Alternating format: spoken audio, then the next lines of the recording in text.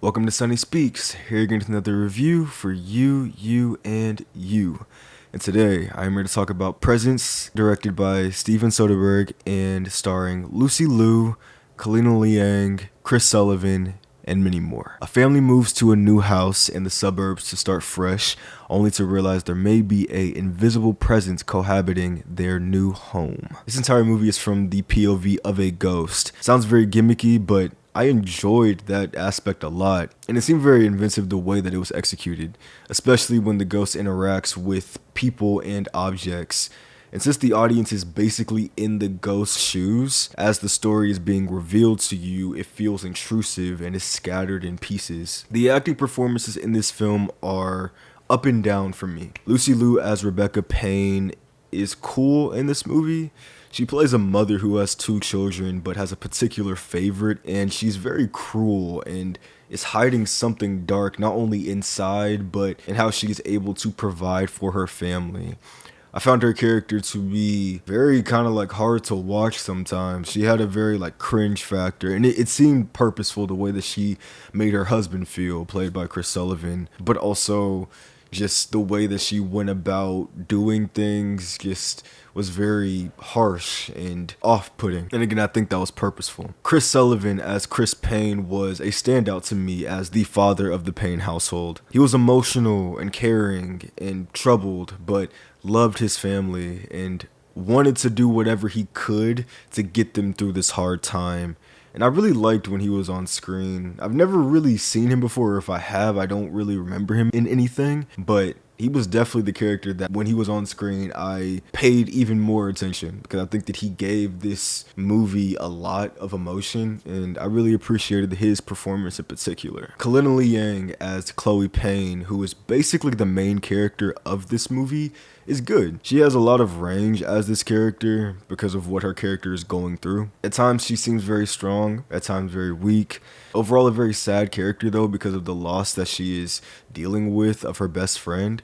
And I appreciated her fear and wonder throughout this entire, poltergeist experience. I found that to be more realistic, honestly. I feel like not everybody would be scared of a ghost, but would find that kind of enamoring and would be very curious. And so I found her balance of fear and wonder very enjoyable and refreshing in a movie like this. Eddie Maday as Tyler Payne was the weakest actor in the family for me. I found his emotions to be forced at times, and I couldn't really connect with his character.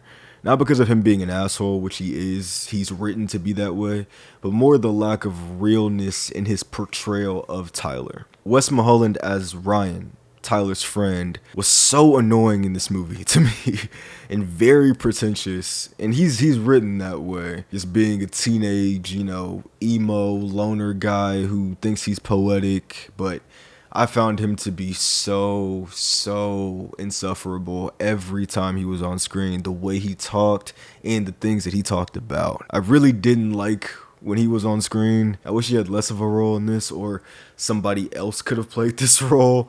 And I didn't really care for where his character went because it made his character even more important, and I found that just, again, kind of insufferable. Like I said before, the movie is from the perspective of a ghost the entire time. So the cinematography is very interesting, the way that it showcases the story. Everything feels far away even when you're up close because nobody ever acknowledges the camera, even though you know that the camera is a being moving and existing in this space with these people and consuming the story as well. I like the look of the movie and I liked the setting of the house. It's very haunting and has a gothic vibe to it while still being modern, and I just thought it was a good set to have this take place. Overall, this movie was solid. It's not a horror movie, so if you go into it wanting that, I don't think you'll really get what you want. I don't even think it really tries to scare you. It just more tries to make you uncomfortable at times. And I think at times that worked, but more in family dynamics rather than in the ghost aspect. And I feel like you could probably guess that being in the ghost perspective, it would be hard to feel a lot of the fear of a ghost type story. So that is a hindrance. If that's what you want to get from this movie, a horror experience, I don't know if you'll get that, but a more psychological thriller kind of, I think you could find something that you enjoy from this film. I would give this movie a mostly cloudy rating. I think that it is enjoyable and never felt like I was bored, even though the movie does take its time. But I appreciated the time that it took to set things up and to allow us to live with these characters and to feel like you are kind of just intruding on these people's family life. So this has been my review of Presence. Like and subscribe. Thank you for watching. Thank you for being here.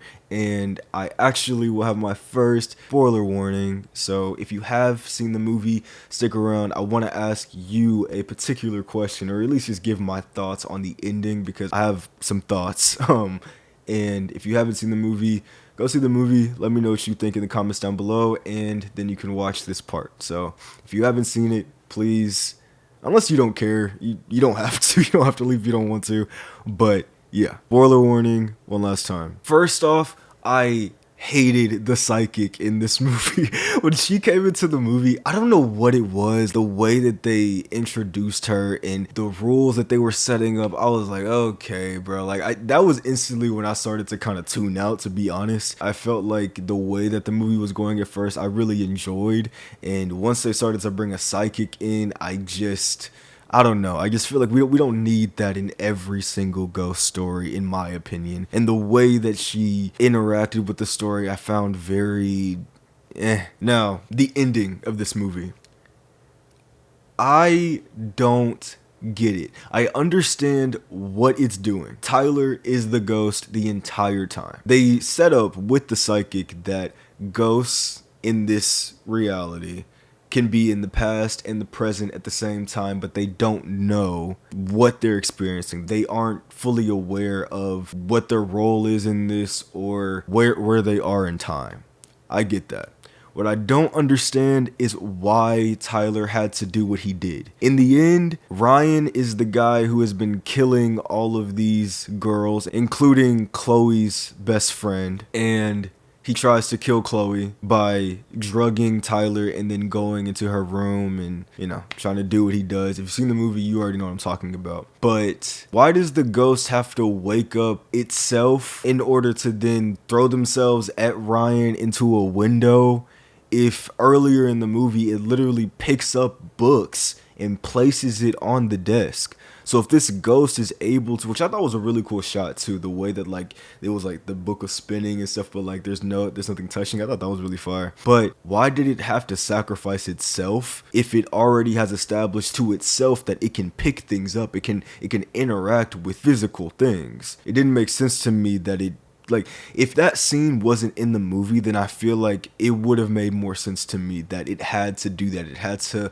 use an outside force in order to save Chloe. But because you see that, it doesn't make sense to me why the ghost doesn't just stop him itself, because it can interact with things physically. So I thought that was really weird. It also tore up his room and stuff too. So again, I don't fully understand why that was the way it was, but leave in the comments down below what you think, because I am very curious on your thoughts. Perspective is key, and I would love to hear your thoughts. I actually talked to somebody when I was walking out of theater, just wanted to conversate about that ending, because I think it is thought-provoking, and I liked his opinion, but I still have mine. So again, if you have seen the movie, which I hope you have, because you just heard my entire rant about the ending, let me know what you think in the comments down below, because it's a weird one. It's a weird way to end the movie, and this movie obviously was gonna have a twist in some way, but that one in particular I felt like was just odd. But yeah, this has been my review of Presence. Again, like and subscribe. Thank you for watching. Thank you for being here. Peace.